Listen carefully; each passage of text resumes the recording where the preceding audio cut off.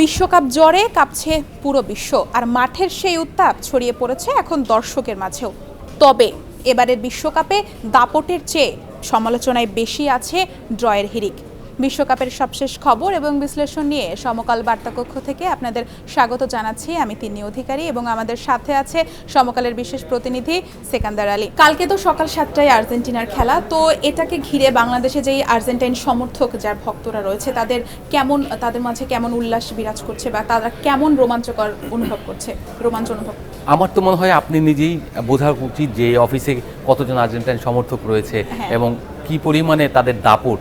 এখন কাল যদি তারা খুব ভালোভাবে জিতে যায় তাহলে ব্রাজিল সমর্থকদের কারো বোধহয় দাঁড়ানোর সুযোগ থাকবে না, এবং কেউ হয়তো মুখ তুলে কথাও বলতে পারবে না। পরবর্তীতে সৌদি আরবের সঙ্গে যখন ব্রাজিল খেলবে তখন তারা যদি বিগ মার্জিনে জেতে তারপরে গিয়ে তাদের যদি একটু উঁচু হয়ে কথা বলতে পারে। তাছাড়া আর্জেন্টাইন ব্রাজিল কালকে দুই ধরনের সমর্থন আমরা দেখতে পাবো।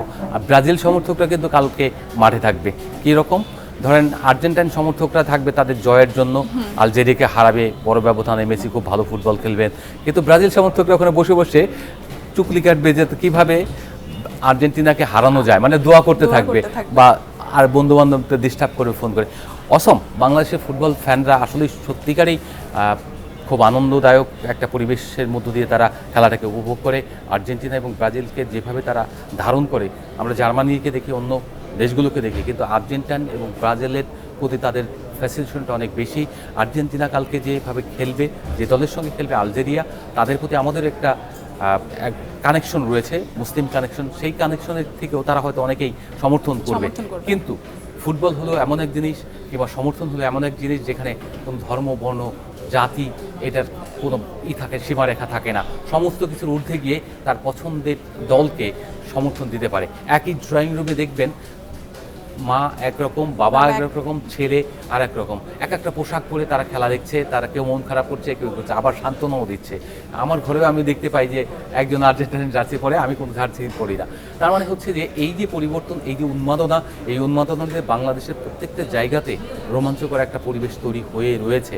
টিএসসিতে যাবেন, দেখবেন সকাল 7টা থেকে কেউ পড়তে উঠবে না, কিন্তু ওখানে নর্মাল টাইমে পড়তে বসতো না, যে পরীক্ষার খাতায় হয়তো না পড়েই চলে যেত, কিন্তু সেই লোকটা ওখানে এসে জায়ান্ট স্ক্রিনে ফুটবল দেখবে, আর্জেন্টিনার ম্যাচ দেখতেই হবে, না হলে পৃথিবী থেকে কোনো কিছু আপনার হারিয়ে ফেলবে এমন একটা সিচুয়েশন।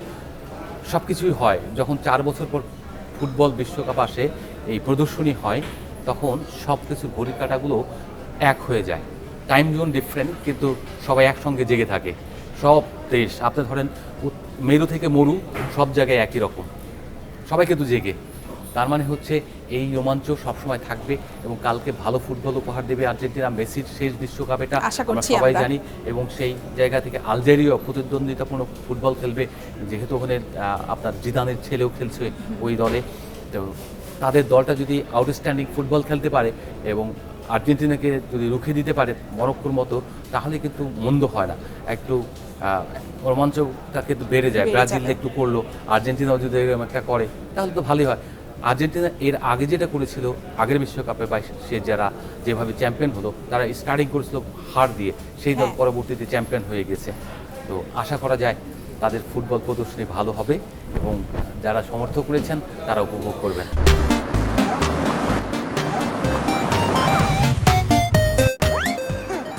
গতকাল রাতে আমরা যতগুলো ম্যাচ দেখেছি সবগুলোই কিন্তু ড্র হয়েছে, মানে এটা কি আসলে কাকতালীয় না? এর পেছনে কোনো কারণ আছে কি মনে করছেন আপনি? ফুটবলে কোনো কিছু এগুলি সব হয়ে যায় কাকতালীয় এই কারণে যে আপনার স্পেনের সঙ্গে কেপ ভার্দের মতো একটা নবাগত দল আপনার ড্র করে দেবে, এটা কল্পনা করা যায়?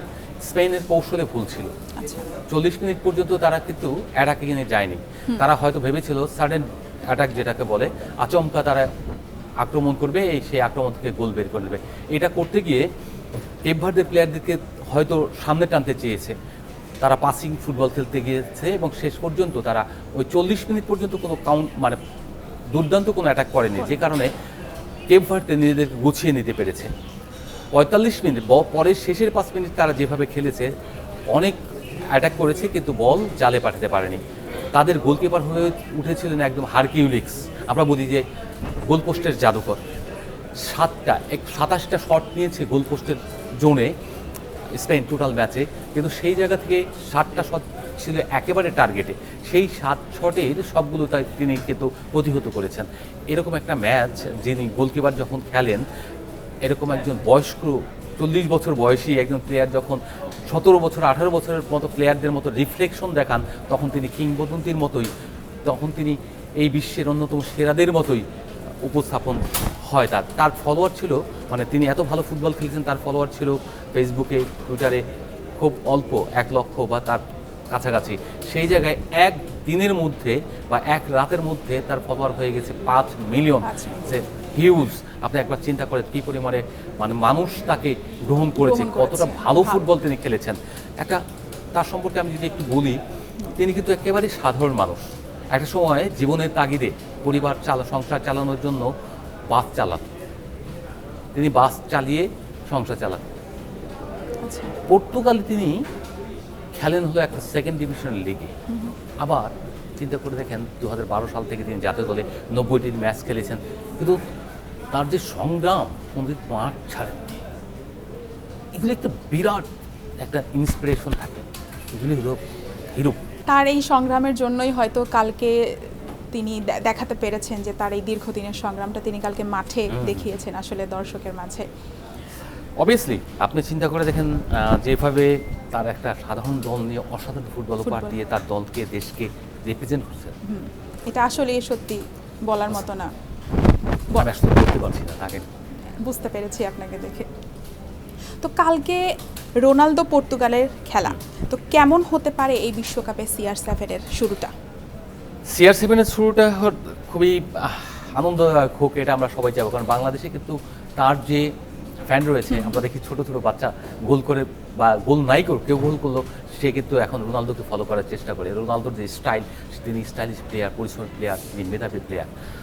তার মতো মেসি হয়তো সাকসেসের কারণে অনেক বেশি উপরে উঠে গিয়েছে, কিন্তু মেসি বেটার প্লেয়ার, কিন্তু রোনালদো কিন্তু ছোটো প্লেয়ার না।